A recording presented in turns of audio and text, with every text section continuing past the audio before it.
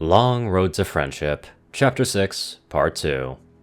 Twilight grabbed her backpack, rubbing Spike on the head one last time before she headed downstairs. She had spent all of Sunday contemplating what Sunset had said to her, that there was another world, filled with magic, and it had something to do with another her.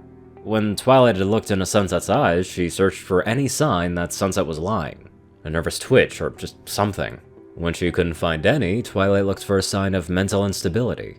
But Sunset had seemed so sure of what she was saying. Twilight had gone through every medical book she owned to find something that she could use to justify any of Sunset's mannerism or speech patterns as that of a crazy person. But when she found none, Twilight was left with two beliefs: that Sunset was the best liar in history, or she was telling the truth. Twilight was sure Sunset attended Canterlot High, the school she herself was now enrolled in. There, Twilight planned to confront her one last time, to get the whole truth out of her. She didn't care if it turned her whole worldview upside down. Twilight needed to know. When she tells me everything, I can start logically analyzing it and debunking it. She's only telling me what she thinks is the truth. I hope. Breakfast was a lonely affair. Shining Armor was out on another early patrol, and her mother was probably still asleep after another late shift at the hospital. By the time her dad came down, she had already finished her cereal and apple. Good morning, sweetheart, Nightlight said, kissing Twilight on the forehead. He was dressed in a nice gray suit with a large brown overcoat, his new standard look as an astronomy professor at Canterlot University. Yeah, I guess so. Nightlight grabbed his keys off of the counter. Well, come then. Don't want to be late on your first day.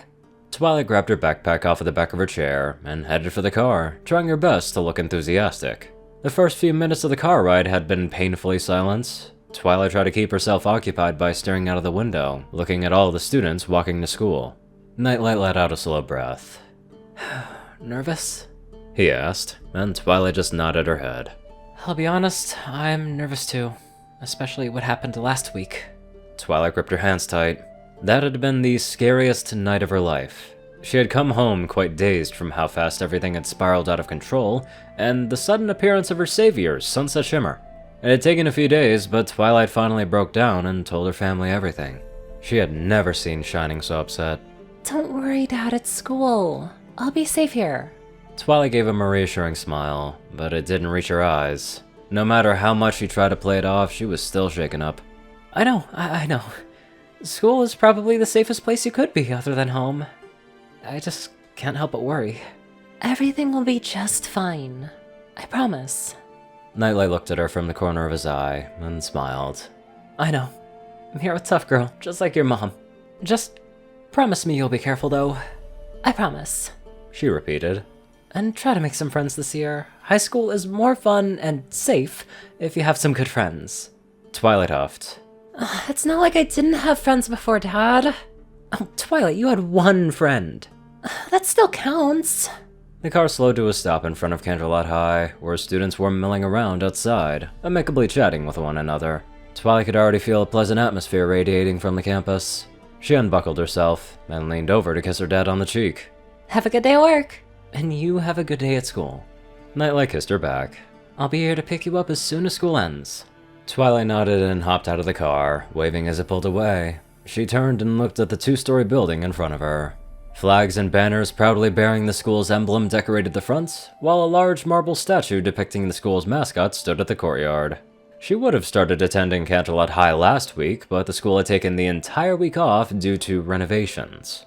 Twilight had questioned the school's structural integrity when she heard about this. If the school had to take an unscheduled recess for repairs, it couldn't be that well maintained. So she was pleasantly surprised when she entered the building and found everything gleaming like it was brand new. Wow. She marveled, constantly spinning around to take in everything. She bumped into something and staggered back, almost falling to the floor. Oops. She looked up and saw that she had crashed into what appeared to be one of the jocks. Oh, I'm so sorry. I wasn't looking where I was going. Hey, no worries, Twilight. He smiled and waved before walking off. Twilight stared after him. How did he know my name? As she started down one of the many halls, she found that a lot of people seemed to already know who she was. Hey, Twilight. What's up, Twilight? You rock.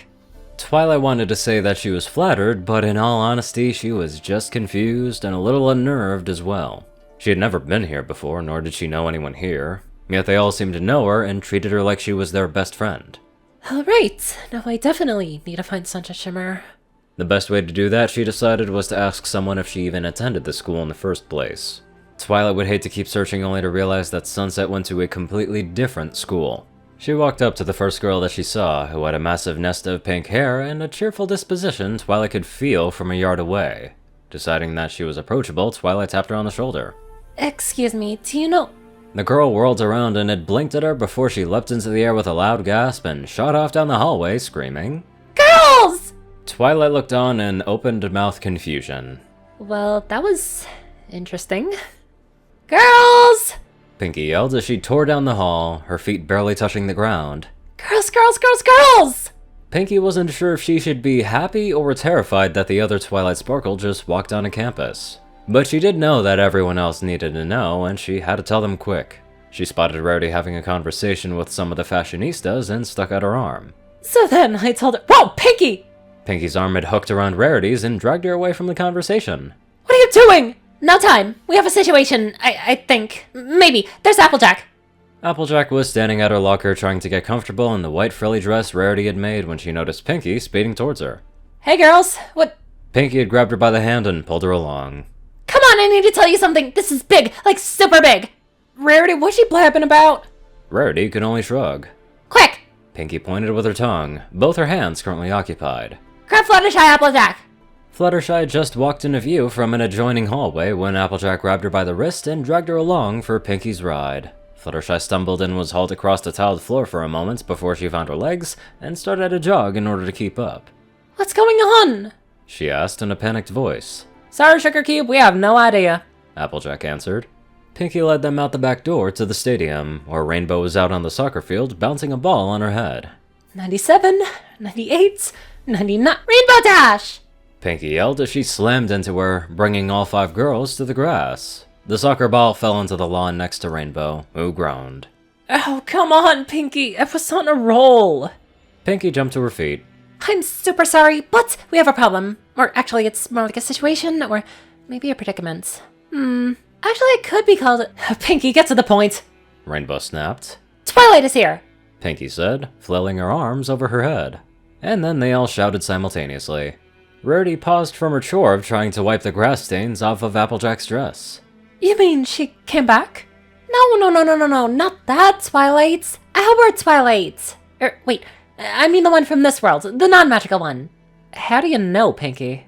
Applejack asked. 'Cause she just came up and talked to me in the hallway.